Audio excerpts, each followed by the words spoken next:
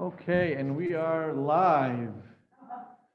Baruch Hashem, Baruch Shechianu v'kiyimanu v'giyanu lezman hazeh. There's much to be said about Torah person to person, face to face. That's why I moved over. Hopefully, I don't have to explain why. Hopefully, the facts on the ground will speak for themselves. What the difference in quality is of Torah when it's live. It's been a long time, and Baruch Hashem, this is also my first time, I think, teaching live. Also a new place, and we have to a certain degree a new town. Oh, she can't see me, can she?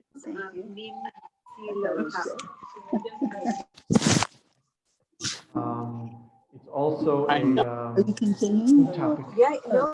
Because we're in a new time. This time is also the monumentous occasion of being together and learning Torah, but also forward almost a year and a half, and we find ourselves in the summer 2021. Which is speak up a little, please.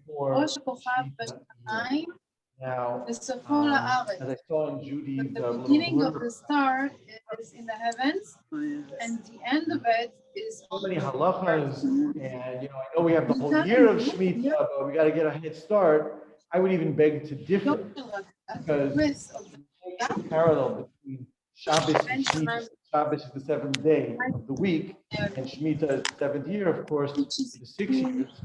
And just like Shabbos, you don't wait till Shabbos to learn about Shabbos. It's great on Shabbos. There's a lot of things you can do to connect to Shabbos. You can learn Torahs on Shabbos, but there's definitely vital information that you need before Shabbos and maybe even before Friday, so that when you enter on the right foot. You enter with a running start. One example from Halach we had actually, again, we weren't together, but this past Pesach. This year Pesach was on Saturday night.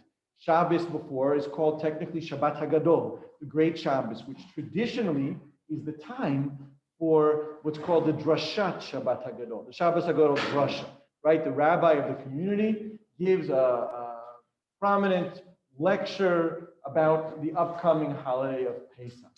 Now this year, it says in Halacha that the Shabbos HaGadol Drasha, the great teaching before Pesach, is not given on Shabbos HaGadol because it's only 12 hours before the Seder.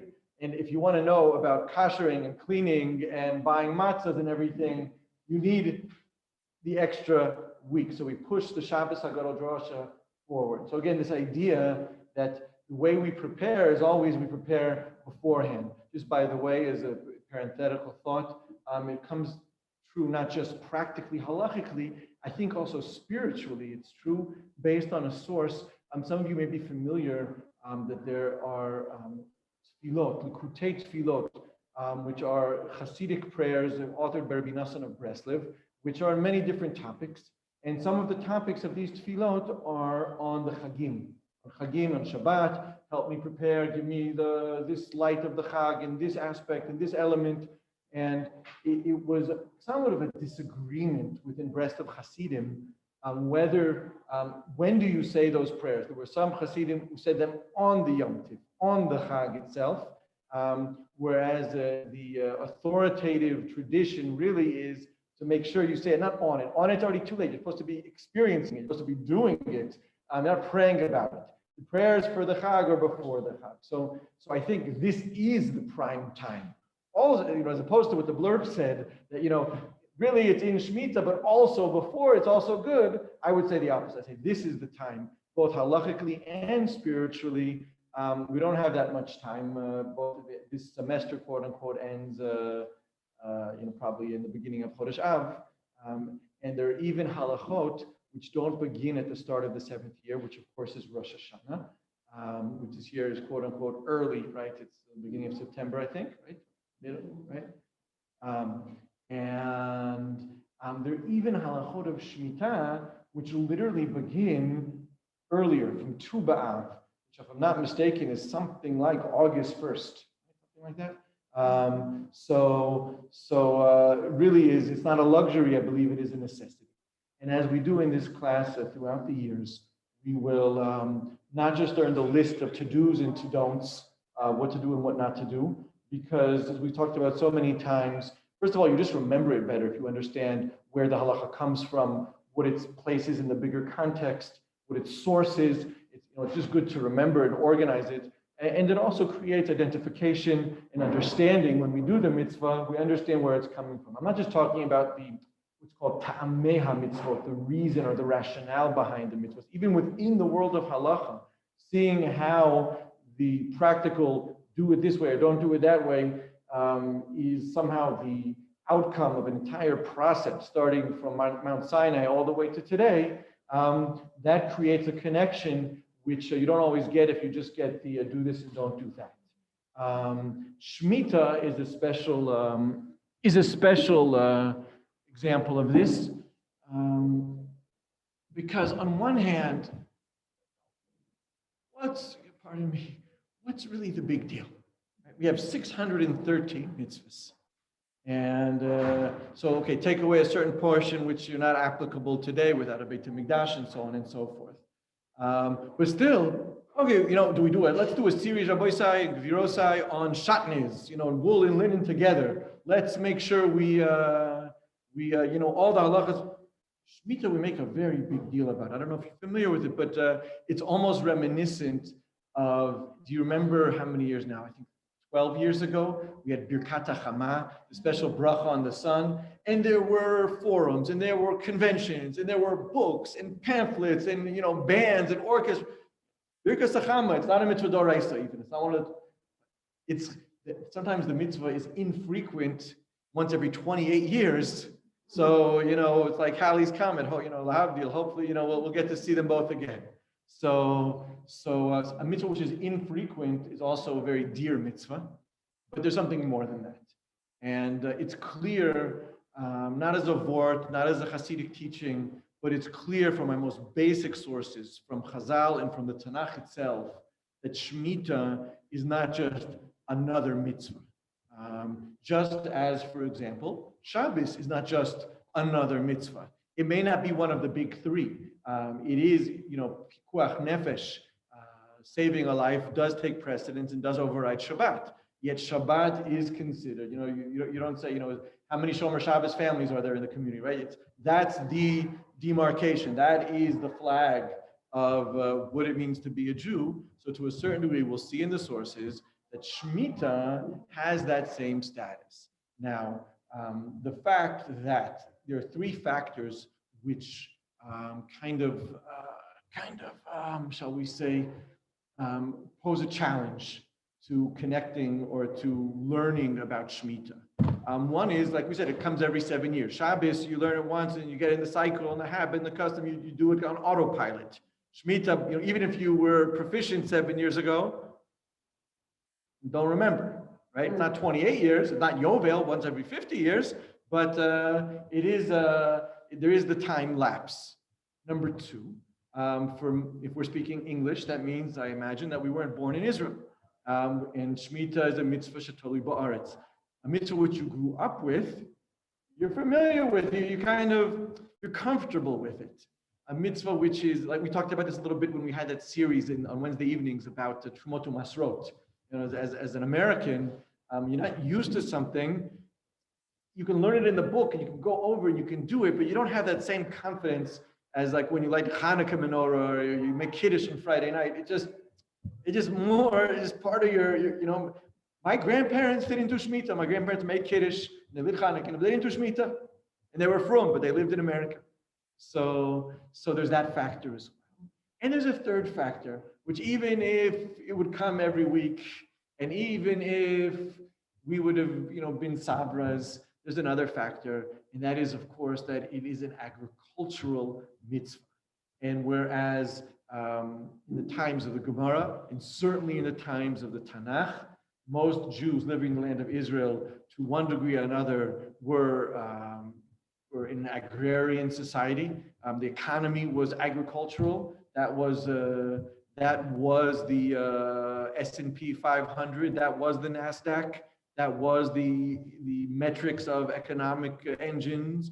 And today, I saw a statistic today that less than 2% of the workforce in Israel is employed in agriculture. And I would imagine that in the times of the first Beis HaMikdash and the second Beis HaMikdash, it was the overwhelming majority, at least some of it was based on produce, on agriculture production. So we're not in the field. We're not comfortable. I'm learning now a lot of these halachas in the Rambam and in the Mishnah. And, you got to get there, the different agricultural procedures and the different types of products.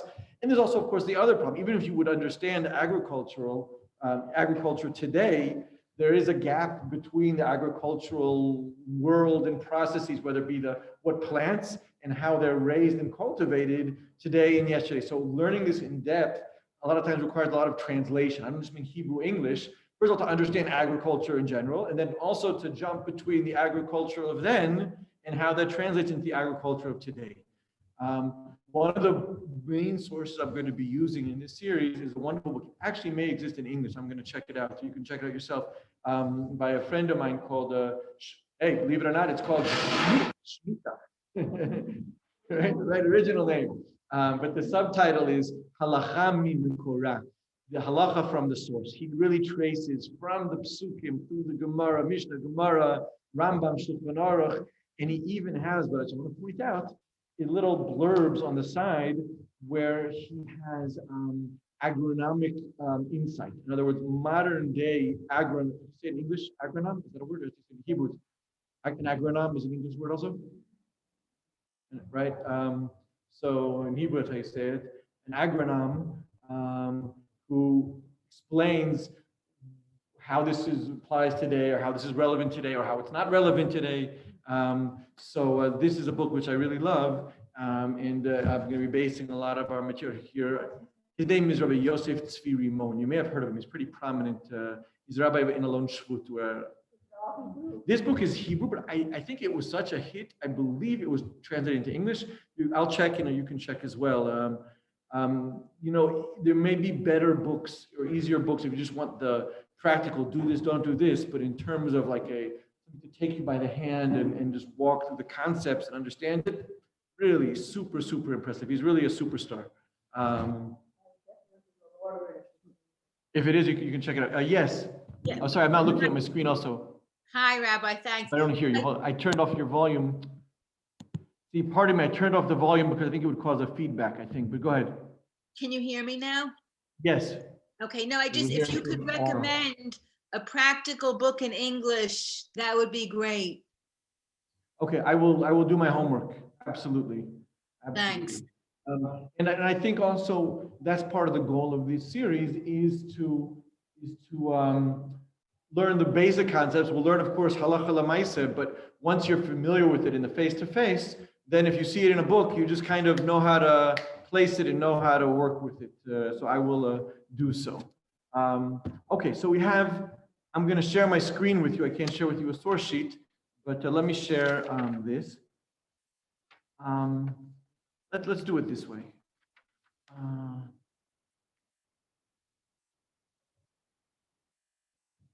going to pass these out. There are 3 pages, and the computer was spitting out blank pages also.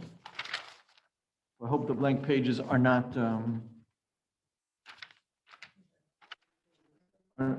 There's 3. In other words, it's 3. It's a. Pretend there's a staple there. It's what that was 1 set. Here's another set. In a Moshav Zdelam, which is an agricultural Moshav. Yeah.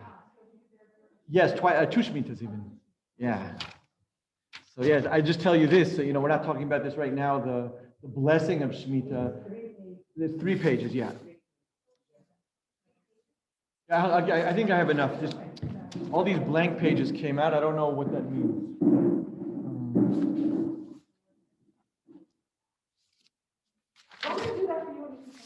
If you don't mind, it's the first page is. I really appreciate that. This should be the first page, which is Ve'edaber, and the last page is with the big pieces of English. Okay, thanks. And I guess I'll keep this for myself. Actually, I can use my screen. I'm going to share my screen with the people on Zoom.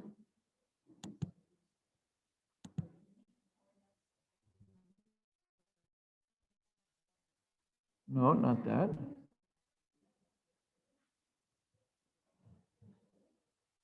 Hopefully there's enough for everybody. Can you see on Zoom the screen?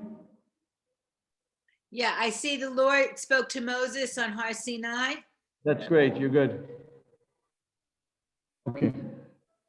What, there's another set here.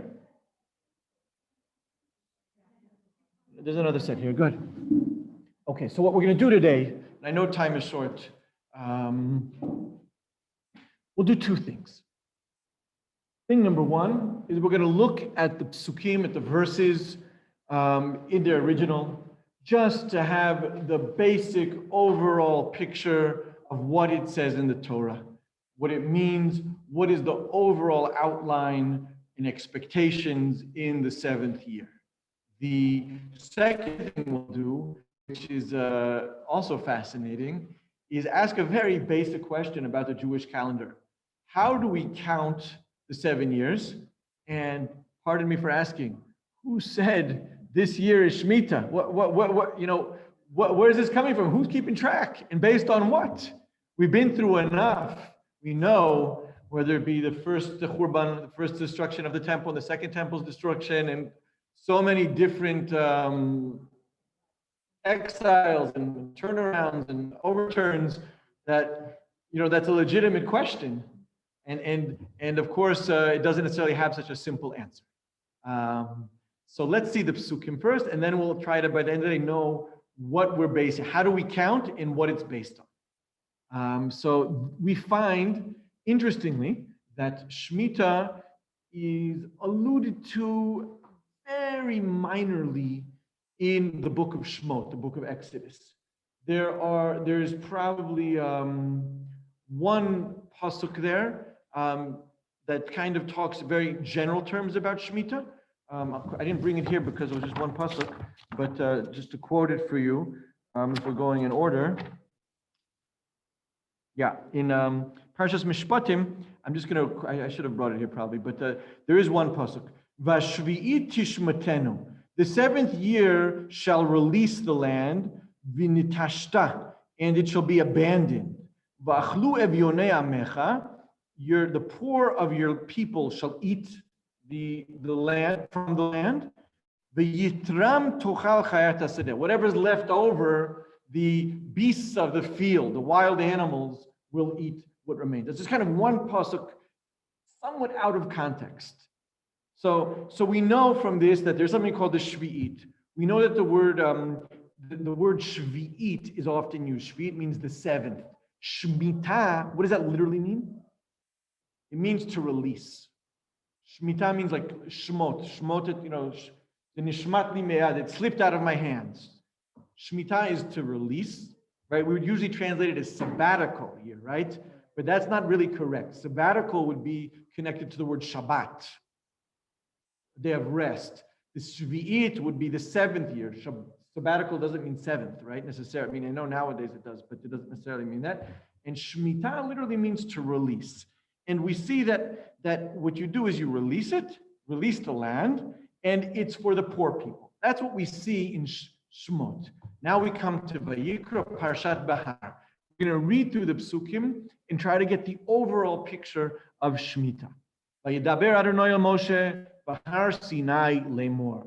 Hashem spoke to Moshe on Mount Sinai, and many of you may be familiar with this question of Ma Inyan Shmita Etzel Har Sinai. We always talk about like a phraseology from the world of the yeshiva or the Beis Medrash. This is like a catchphrase. Ma Inyan Shmita Etzel Har Sinai. How would you say this in English? What are you mixing apples and oranges? What does that have to do with anything? What does Shmita have to do with Har Sinai? Why all of a sudden you say on Har Sinai, the whole Torah was at Har Sinai. What does this mean at Har Sinai? Why is Har Sinai mentioned here? So just by the way, as a parenthetical statement, this becomes a catchphrase in modern Hebrew also. Ma'inyan Shmita etz Har Sinai. I'm talking about that. What are you talking about this? But specifically what we learn is that there is a connection between Shmita and Har Sinai. There's technical answers in the Torah why Shmita is emphasize that this mitzvah is at Har Sinai. But in the big picture, what we understand is that, as I said before, this is already an indication that Shmita is a basic principle. It's a foundational mitzvah and not just one of the individual mitzvahs.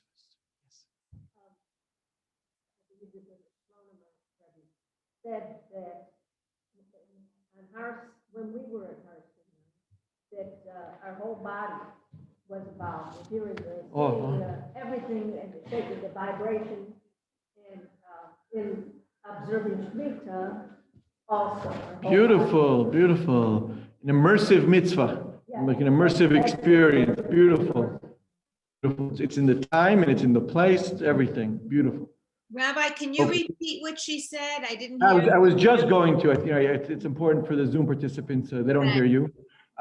She said, Tzipora said that one answer suggested by the Slonim Rebbe as to what is the connection specifically between Shmita and Mount Sinai is that just like Mount Sinai was a totally immersive experience where there was the sound and the light and the vibrations and the trembling and the intellectual experience and everything, so too Shmita is a mitzvah which is all encompassing about your land and your pocketbook and the times that, how it marks our time and our place and everything about our lives is a very all-encompassing mitzvah as well. Great. So let's continue. Daber al b'nei Yisrael, tell the Jewish people, v'amart aleim, and you shall speak to them, saying, Ki tavo el haaretz asher ani noten lachem, when you come into the land that I give to you, shavta aretz Shabbos Lashem, the land shall observe a Sabbath of the Lord. And again, as I tell you always, don't trust the translations. I didn't translate this. It's just for convenience. Let's pay careful attention here. First of all, what we learn, Ki tavo el haaretz. Shmita is only in Eretz Yisrael.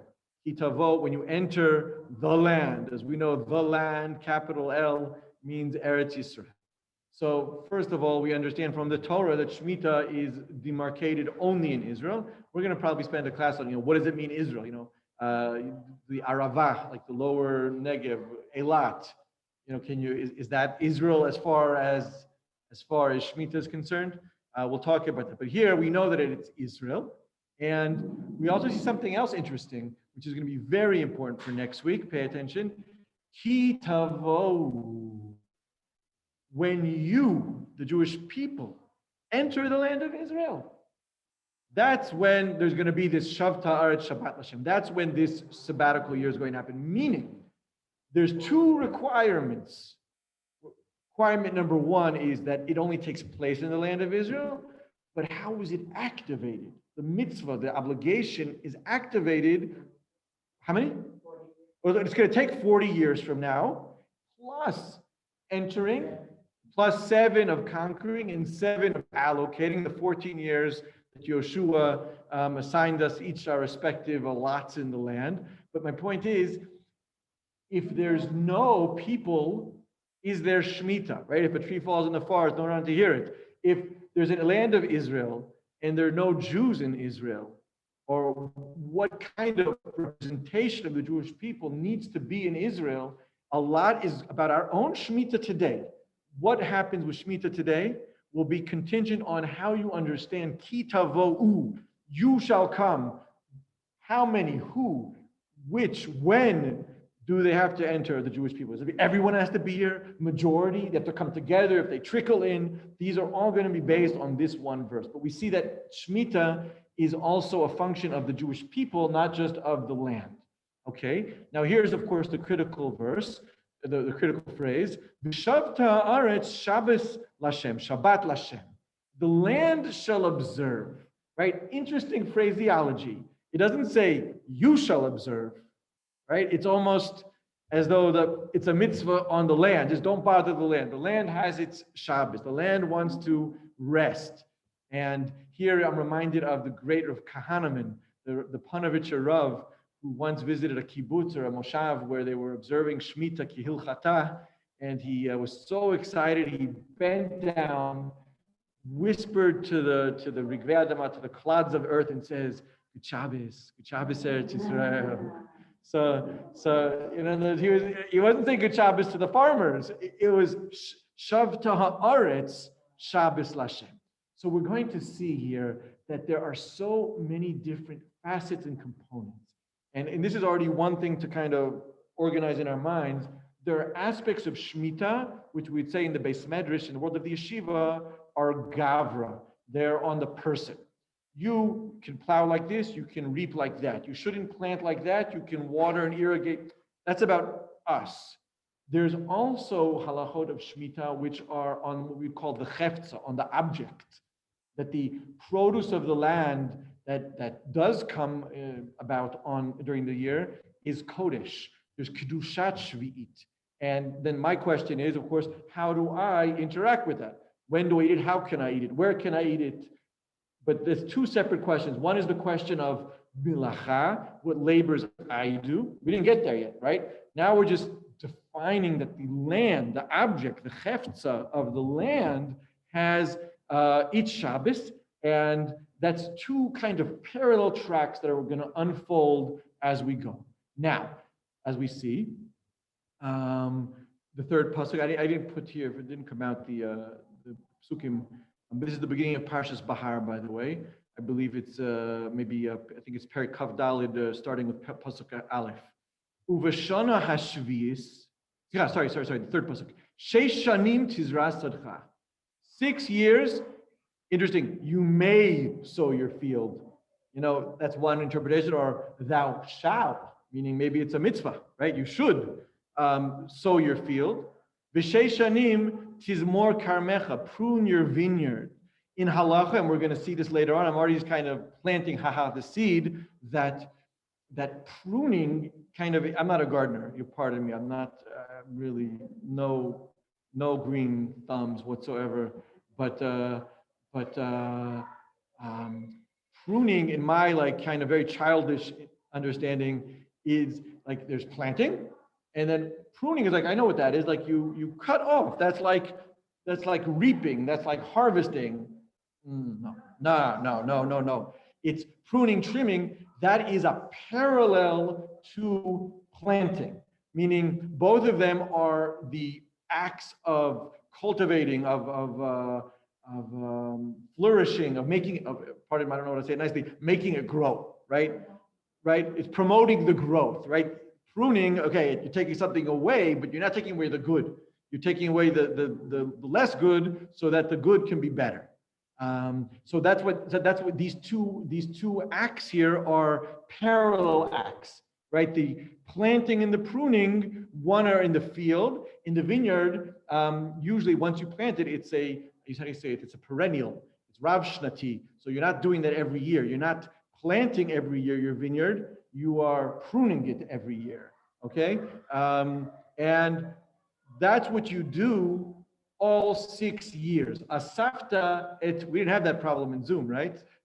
Right. Vasafta et vuata. Vasafta et vuata. And during the 6 years, you gather it. That's what happens on a regular basis. Pasuk 4. Ubashana shvi'it. In the 7th year, Shabbat Shabbaton niyeh la'aretz. Shabbat Lashem. Right? So here you see this double language. It's going to be a Sabbath for the land, and it's going to be a Sabbath of the Lord. Right? Interesting, right? There's like Sabbath of the land, there's Sabbath of the Lord, and of course there's also, for us, it's our Sabbath as well.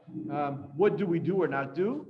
Sadcha lo tizra, you do not sow your field, and karmacha lo tizmor, you do not prune your vineyard. Akshav, now, what can you do? What about the fruits of the land? It's sefiach tzircha, whatever does grow, right? They translate this as after growth. Lo tiktzor. Now, this is very important. You shall not reap the aftergrowth of your harvest or gather the grapes of your untrimmed vines. It shall be a year of complete rest for the land. So let's think actually practically. Okay, I didn't plant it. I didn't prune it. Well, let's take the vineyard. It's easier to understand with the vineyard. But the grapes still grow, whether I pruned it or not, right? So what's the verse saying? Whatever does grow, do not gather. Because the land has to have a complete rest. So if you understood it that way, what would you think happens in Shmita? Leave it, let it rot, like Orla. That's what you would think if you just read this, okay? Hold on one hand. Can we interpret it that way? Do the Chachamim interpret it that way? No. Why not? Look at the next verse. V'haita Shabbat ha'aretz, this Sabbath of the land, I'm translating it my way, ignore their translation. V'haita Shabbos ha'aretz, but the Shabbat of the land, lachem le'ochla, shall be for you to eat. Lecha, for you, la'avdecha la'amatecha, your male and female slaves, schircha, your hired and bound laborers, and the who live with you. Meaning, wait, you just told me don't gather, but it shall be for you to eat. How am I going to eat it if I don't gather it? What is the status of the Shemitah fruit that I didn't cultivate or prune? This is critical. What did you say? One at a time is not gathered. Right. In other words, as Chazal say, as Rashi here already says on the pasuk, and Chazal say it in several places, is you don't do it in an industrial, commercial fashion, right? It's not when the previous verse says, lo tiktzor, thou shalt not reap, thou shalt not gather, you shall not harvest. It means harvesting in the regular way, okay? Because otherwise, how do you understand that we're able and are actually commanded to eat of the produce of the land? So that is the interpretation of verse 4 when it says, verse 1, 2, 3, 5, you shall not reap of the harvest or gather the grapes.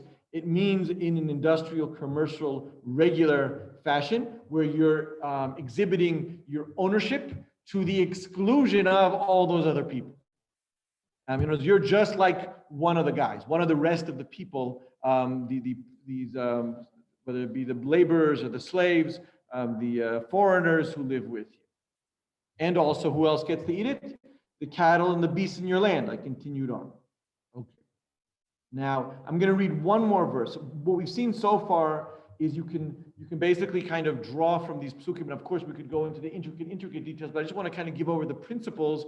What we learned up till now from these verses is, first of all, the idea of that there's a Shabbat of the Aretz, of the land itself, which is separate from the commandments of what I do and I don't do. The land itself has a special status. So that means that we have halachas about what I do and don't do, and there's halachas governing what is the status of the fruit that grows from the land. That's one distinction. Distinction number two is the distinction between what was I going to say? Sorry. I guess so, right? In other words, the idea that we're supposed to eat in Shmita, right? The cultivation and the pruning and the enhancement of growth, that is something which we're enjoined from doing. But the result, technically, we're supposed to eat. Just how we eat is governed, and that's not a surprise to us. I always say, we just had Shavuos just now. I always say that. Hashem, on these holidays, we eat so much, we cook and eat so much, but there's always like a catch. On Pesach, how much food, but you can't eat what you want. You have to have Pesach recipes, no chametz, no gebrachs, and you figure out a way like that to make it come out like the way you want. On Sukkot, you can eat what you want, you can't eat where you want. You have to take it outside. Some has to be like for God. And on Shavuos, you can eat what you want, you could eat where you want. You just you can't necessarily, at least in my house, eat when you want, because in the nighttime you rush, you have to go back to shul. In the morning, if you stay up all night, you sleep and you have lunch at 3 o'clock. So it's all kind of off schedule. So here also, we're not surprised by this idea that, oh yeah, you could eat it, but not so fast, right? Actually, that actually takes us back, if you will, to the garden.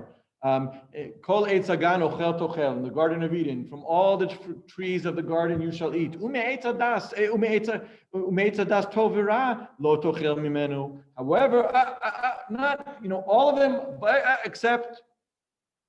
So here also we're not surprised by that. Let's look a little more, and hopefully we'll get to what I wanted to talk about in the second half as well. We'll do it very quickly. V'safartelecha. Again, I didn't number it, but you see where it sounds in English in the end of the line there. You shall count off 7 weeks of years. Safartelecha sheva shabtot shanim. Weeks of years. What does that mean? Meaning units of 7. Units of 7 years. V'safartelecha sheva shabtot shanim. Sheva shanim, sheva pe'amim. Watch this. Sheva shanim, sheva pe'amim. 7 years, 7 times. Vayulecha sheva shabtot hashanim, and that period of 7 weeks of years, how much do you have?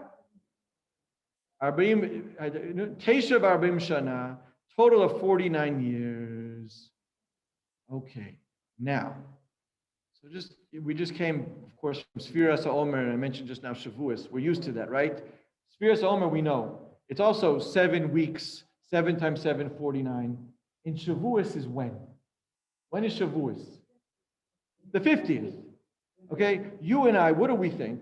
We think that it's obvious that the Yovel year, which is about to introduce, the Jubilee year, which okay, let's read it inside. What happens in that year?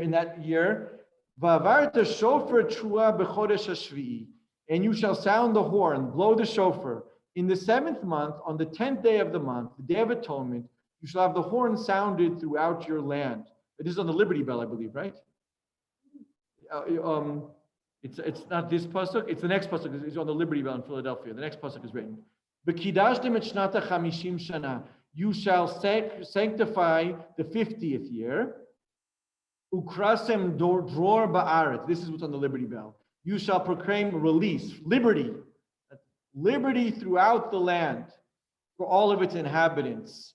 It shall be a jubilee for you. Each of you shall return to his holdings, and each of you shall return to his family. I'm going to continue. Yovel he, it's the 50th year. The 50th year shall be a jubilee for you.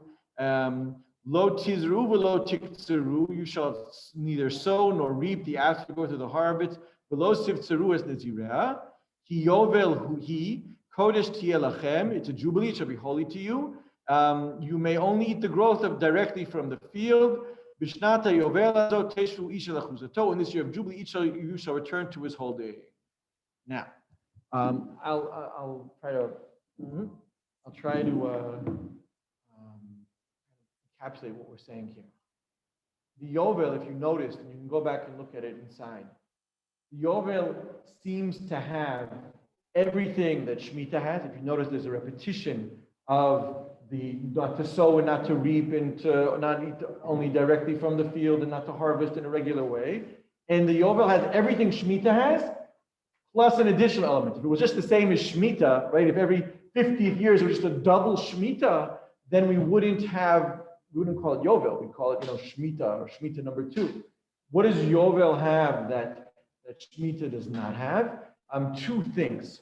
That's not going to be the topic of our discussion, but just so you should know, Yovel has, anyone? What does Yovel have that Shmita doesn't have? Shmita is freeing of the slave. That's why it's on the Liberty Bell. Slaves to the king in England.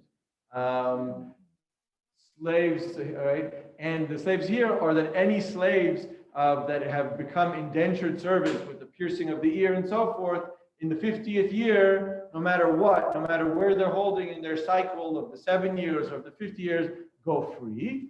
And something even more radical is that any real estate that has been sold throughout those 50 years, reset, it all goes back to the original owner. And if you think, I should never have sold that house I had in, Yerushalayim, it was like those days, now, it all goes back. It all goes back. So Yovel has elements which are much deeper reaching than Shmita. Now, how does the calendar work? Yes, it's true.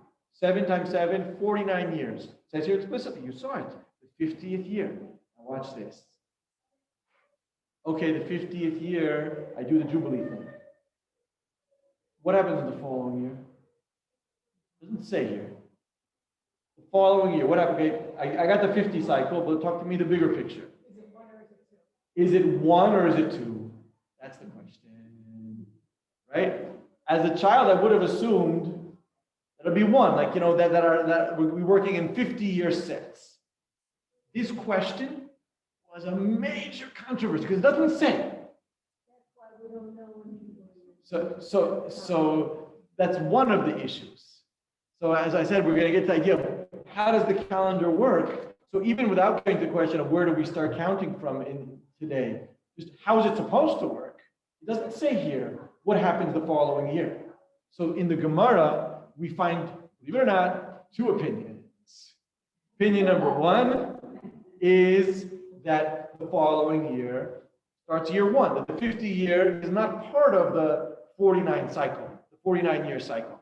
It's its own thing, you start again. Now, if that's one opinion. If the second opinion is no, the 50th year also has the halachot of Shmita, but it's like we call it like a tefer, it's a seam. It goes to both. It's the 50th year capping off the 49 previous, and it's the kickoff for the next 49. It's the first year of the set is this intermediate Yovel year. Now this is super important because if you want to start counting, let's say nowadays, if you want to know how to count, let's say we know where to start from, but how do you start? Is it 49, 50, and then again? Right? Even if I know when the original Shmita was and I do the sets of 7, am I doing sets of 49 or sets of 50, right? You'll be off, even it doesn't make a difference. Once you're off by 1 year, the whole thing is up in the air. So this was a machlokes between the Chachamim and Rabbi Yehuda. What's the answer? So come with me to the Rambam. This I thought was fascinating. This is fascinating because the Gemara brings both, and clearly, lahavdil, it's like being in Shanghai in World War II when the Mir Yeshiva and Chabad and the Amshanov were in Shanghai, and there was the problem of the international dateline. No one had really given much thought. It's a long story, but wait, is Shabbos like when Shabbos is in Eretz Yisrael, or is it like Shabbos locally? So there was is it Shabbos today or Shabbos Sunday, or there were people doing both. What do you do? Which year is Shmita? I don't know. So here I'm scrolling down, and you guys are on your third sheet. Thank you. I hope you have it. The Rambam. Look at this beautiful, beautiful Rambam. Okay, yeah, I'm sorry. This was a rush job. I had a emergency I don't think you ever had an emergency in a library. It doesn't really sound like, an emergency, but there was an emergency in the library. Okay, so we'll let's look at the Rambam on the third page. Oh no, I love it. The good parts they don't translate. They translate everything else, but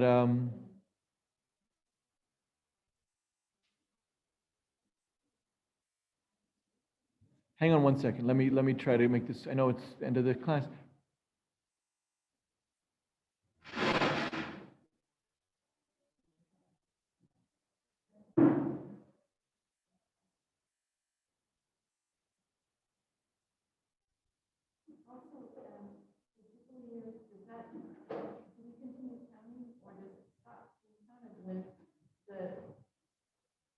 What qualifies? Right. So excellent question. Right. Meaning she's asking, let's say, right now we're asking in a vacuum, in a theoretical way, that everything is perfect. The Jews are there. We're in the Beis HaMikdash. We just want to know what's supposed to be in the original. Now, on the assumption correctly that we don't have the Jubilee anymore, even if you would say it is this kind of intermediate year, but if you're not keeping it, we're not required to keep it anymore. Does it like come out of the pile and then does everything realign or not? Excellent question. Or is it like a space holder? We don't do it, but it is a blank year in the cycle, right? These are basic mechanics of our calendar. So the Rambam says as follows. The Rambam says,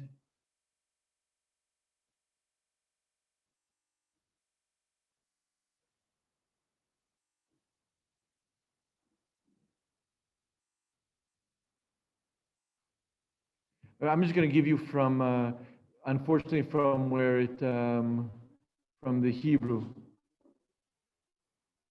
The Rambam goes through this whole thing. It's beautiful. Maybe we'll do it next time. He literally traces the history of Shmita. Yoshua came in. They waited 14 years. Then they started. Then there was the destruction of the temple, and they started again. How does it work? But look here. The Rambam holds that.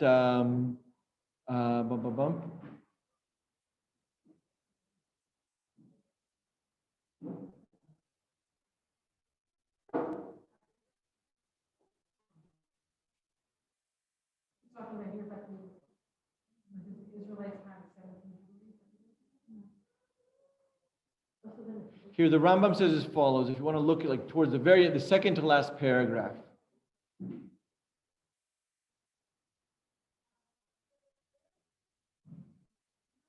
All right, I know it's time. We're kind of at a stopping point. Should we? Well, just one last thing. Maybe we'll just come back next week and kind of do elaborated because we started. I'm sorry for being off with the time. We're talking about time. We're talking about 50-year periods. This is like when we can't. Yeah, I'll hold it for you. Whatever you want. Says the Rambam, Shnat Yovel Eino Ole Miminyan Shnei Hashavua. The Yovel year, the 50th year, does not count as part of the cycle. Okay? Ela Shnat Teshav Arba'im Shmita, Ushnat Chamishim Yovel, Ushnat Chamishim Ve'achat. The 51st year is Tchilat Sheish Shanim Shel Shavua, and it goes on and on. Now that is the Rambam's opinion. We will see what happened halacha l'maisa next week, how the Rambam bows to a tradition which wasn't his own opinion.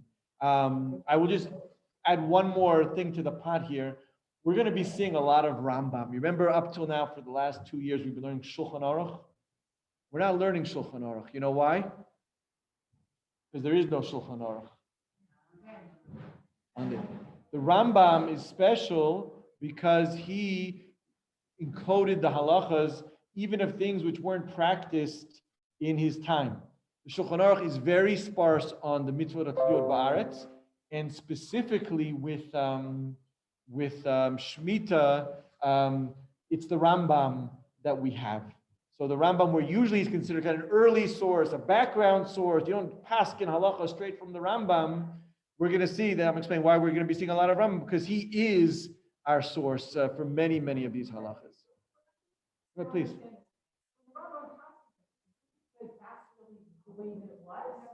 Are you saying, is he saying a historical fact, or is he saying what?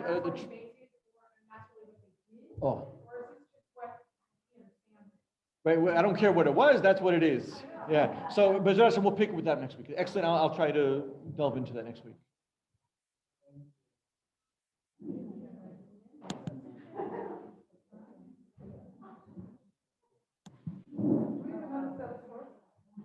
Yeah, but no,